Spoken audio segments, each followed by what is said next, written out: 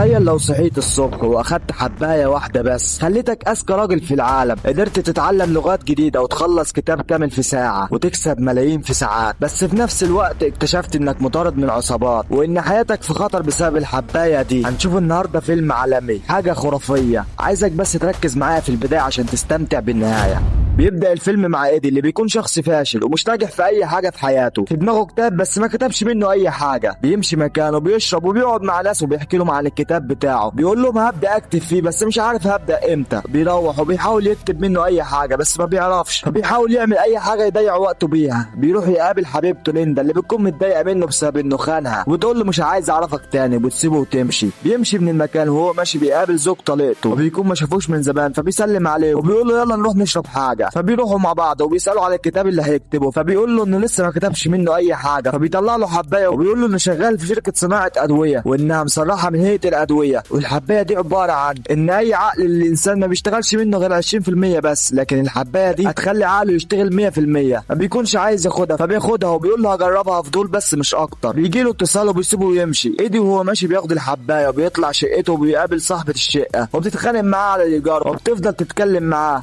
لكن وهي بتتكلم الحباية بتبدأ تشتغل وبيفتكر انه شاف الكتاب ده في مكان قبل كده وبيكون عارفه، فبتستغرب وتسأله انت عرفته ازاي، وبيقول لها ان في كتب كتير احسن منه، فبتفرح قوي وبيساعدها في كتابة مسكرات ليها. بيدخل شقته وبيقول ايه اللي انا عايش فيه ده، وبيبدأ ينظف الشقة، بيخلص تنظيف وبيرتب كل حاجة، بيكون عايز يجيب فلوس بأي طريقة، فبيبدأ يكتب الكتاب وبيقدر يخلص كتير منه في وقت قليل. بينام والصبح بيروح يودي الكتاب لواحدة متعاقد معاها، بيعرفها انها تقرأه كله وانه هيعجبها قوي، وبيروح اول ما يوصل البيت بيلاقيها بعتله رسالة وبتقول له انه كتاب حلو قوي وانها مبهورة بيه، فبيفرح. بيروح على بيت فيرن عشان يجيب منه حباية تاني وبيلاقيه مضروب في وشه ومتعور، فايدي بيقول له عايز حباية تاني، ففيرن بيقول له انه مش مصرح بيها من هيئة الادوية، ده معمولة في مختبر وانها ممكن تكون خطر، ففيرن بيقول له انا تعبان ومش قادر انزل، هتروح تجيب لي البدلة من المغسلة وتجيب لنا فطار. ايدي بيمشي وبيجيب البدلة، لكن اول ما بيدخل بيلاقي فيرن مقتول، فبيترعب ويفضل يعيط، بيتصل بالشرطة بسرعة، لكن قبل ما بتيجي بيفضل يدور على البرشام لكنه بيفقد الامل ومش بيلاقيه، فبيفتكر ان فيرن ما بيعرفش يطبخ، فبيلاقي البرشام في البوتاجاز.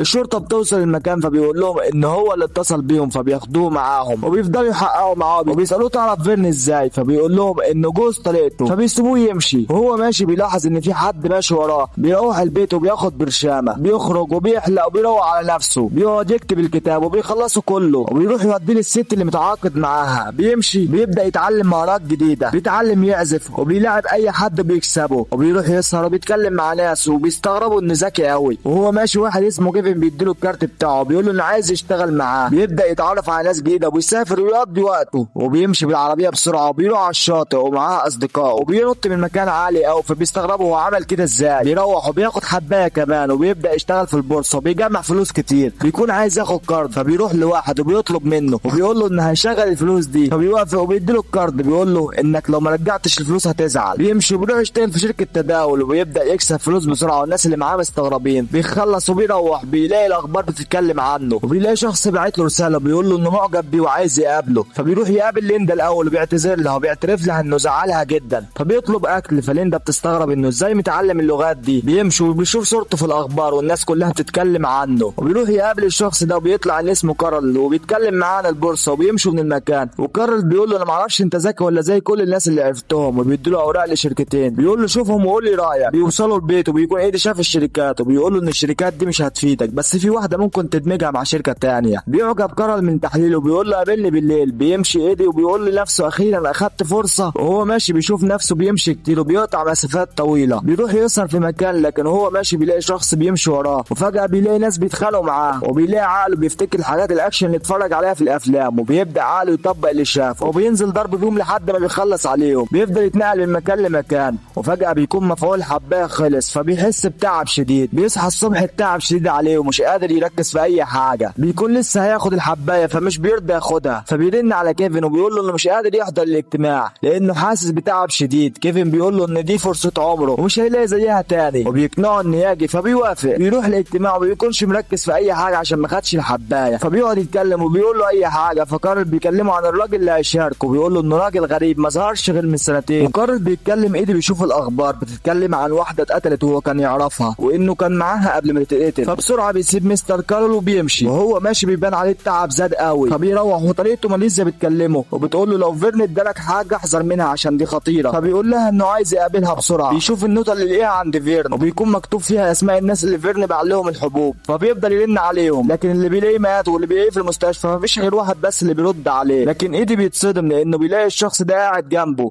وبياخدها جري من المكان، والراجل بيجري وراه، بيفضل يجري وراه لحد ما ايدي بيعرف يهرب منه، وبيقابل ميليسيا طليقته بتقول له انت كويس، فبيقول لها يعني مش قوي، بتقول له التعب ده من الحبايه، وبتقول له فيرن اداني الحبايه، اول ما خدتها كان كل شيء جميل ومية مية، قدرت اقرا كتب كتير في وقت قليل، مع الوقت بدات اثر في شغلي، وان الحبايه دي اول ما بعدت عنها اتدمرت، وان ما ينفعش انسان طبيعي يستعمل كل الطاقه دي ان عقله ما يحصلوش حاجه. بعد ما وقفت الحبايه بدات اتعب تعب شديد، وان في ناس كانوا بياخدوا الحبايه وماتوا لما وقفوها، يمشوا، ماليسيا بتقول له ما ينفعش توقفها مره واحده، لازم بالتدريج عشان ما تموتش، فبتسيبه وتمشي، وهو ماشي الراجل اللي كان واخد منه الكارد بيمسكه بيتخانق معاه وبيضربه، بيكون معاه حبايه بيكون لسه هياخدها لكن الراجل بياخدها منه وبيشربها، وايدي بيديله الفلوس بتاعته بيسيبه ويمشي. بيروح ايدي ليندا الشغل وبيكون التعب زاد قوي، وبيدخل المكتب وبيقع على الارض وبيبدا يحكي لها عن موضوع الحبايه وانها تروح تجيب له من البيت، وبتقول له هي فين، بيقول لها انها في بيتك، بتروح تجيبها لكن وهي ماشيه بتلاقي شخص ماشي وراها بيكون جاي عليها، فبتفضل تجري منه، بتقابل شخصين وبتقول لهم انه بيجري وراها، فبيهددوه بيقولوا له سيبها، لكنه بيطلع سكينه وبيقتلهم هما الاثنين. ليندا بتجري وبتستخبى في مكانه وبتكون خايفه قوي، والراجل كان بيدور عليها، ايدي بيقول لها خدي حبايه وهتخليكي تلاقي مكان تهربي منه، فبتاخدها وبتبدا الحبايه مفعولها يشتغل، فبتلاقي فكره تهرب منه بيها، فبتجري منه في وسط الناس وهو بيجري وراها، وبتمسك الطفل الصغير وباللعبه بتاعته بتعوره في وشه وبتجري منه، بتروح لايدي وايدي بياخد الحبايه، وليندا بتقول له ان الحبايه دي ازاي كده خلتني اعمل حاجات ما كنتش بعرف اعملها، وانها خايفه عليه منها ولازم يبطل ياخدها. بيمشي وبيلاقي الراجل واقف له تحت البيت وبيقول له انه عايز الحبايه، فبيديله وبيمشي. ايدي بيروح يأجر 2 بودوجاردات وبيقول لهم انهم يمشوا وراه، بعدين بيروح لمستر كارل اللي بيكون متضايق بسبب تأثيره في الشغل، فبيعتذر له. بيبدا ايدي بعد شهرين وبفضل الحبايه يحقق نجاحات كتير، بيروح لشخص وبيطلب منه انه يصنع له نفس الحبايه، بيرفض وبيقول له هتاخد وقت كتير، فايدي بيقول له هديك 2 مليون دولار بس تخلصها في خلال 6 شهور. بيكون قاعد بيتكلم مع ناس وفجاه بيشوف شخص بيراقبه، فبيروح له، بيطلع محقق من الشرطه وبيفضل يحقق معاه وبيقول له ان انت كنت اخر واحد مع الست دي قبل ما تتقتل، فبيروح ايدي يجيب افضل محامي، والمحامي بيقول له ان نفذ الجريمه دي خفى اي بصمات وده كويس لينا، فبيروح ايدي هو وكارول يقابلوا الشخص اللي هيدمجوا معاه الشركه، بيتكلموا مع بعض بخصوص الشركه، والراجل بيمشي، والراجل وهو ماشي بيكون تعبان، وايدي بيكون عارف ليه لكنه ما بيقولش لكارول. بيروح ايدي وبيلاقي شقته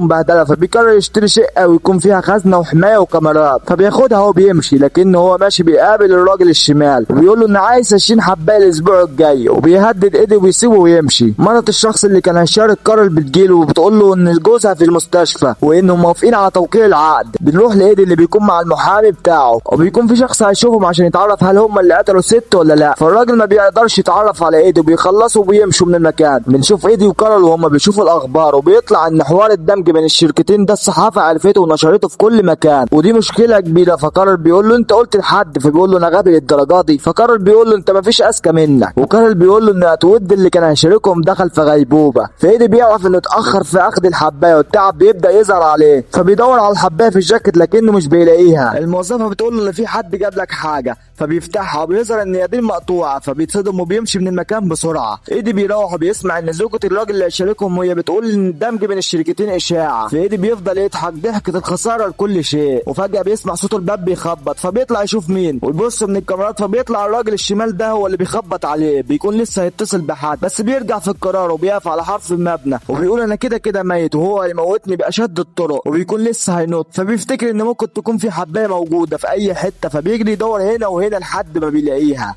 بيكون لسه هياخدها، فبتاع منه وبيدخل الراجل عليه بياخدها منه، بيقول له ان هو اصلا بياخدها بطريقه غلط وانها بتتضرب في الحقن عشان تخش الدم على طول والمده بتاعتها تطول، فبياخدها. ايدي بيبص على السكينه اللي جنبه بسرعه، الراجل بيساله فين البرشام، فبيقول له خلص، فبيقول الراجل لرجالته دوروا عليه، والرجاله بتبدا تدور على البرشام، وهو بيطلع شنطته مليانه سكاكين، بيكون بيقرب من ايدي لكن ايدي بالسكينه وبيغرزها له في قلبه لحد ما بيخلص عليه، وبيرقد جنبه بيشرب من دمه عشان مفعول الحقن يوصل له عشان يعرف بيقف يفكر هيتخلص من الرجاله دي ازاي. المفعول بيبدا يشتغل وبيشوف الحقنه دي جنبه، فالواد بيقرب عليه فبيغرزها له في عينه بيعميه، وصاحبه بيجي جري عليه فايدي بيجري منه وبيقفل الباب، وايدي بيمسك الشاشه والواد بيفتح الباب وبيخش عليه فايدي بيخبطه في وشه بيها. الواد بيفضل يضرب فيه لحد ما ايدي بيقع على الارض، وبيقول لصاحبه انه على الشمال، وصاحبه طبعا ما بيشوفش فبيخلص على صاحبه بالغلط، وبيفضل يندى على صاحبه وبيقرب منه، والواد بيفضل يضرب على ايدي بالمسدس عشوائي، لكن ايدي بالترابيزه وبيزقه بيها وفي الازاز بيخبطه لحد ما بيموت، وايدي بيسيب الشقه ويمشي، وبيقول ان الشقه كانت بتاعه تاجر سلاح، والشرطه لو جت هتعرف انها ناس تبعه، والراجل اللي كان هيشيل الكرة اللي بيموت، فايدي بيروح جنب الراجل اللي كان شغال معاه، وبيقولوا ان المحامي كان معاه العلاج اللي هينقذه وما جابهوش، فالواد بيروح يخلص على المحامي، وايدي بياخد البرشام.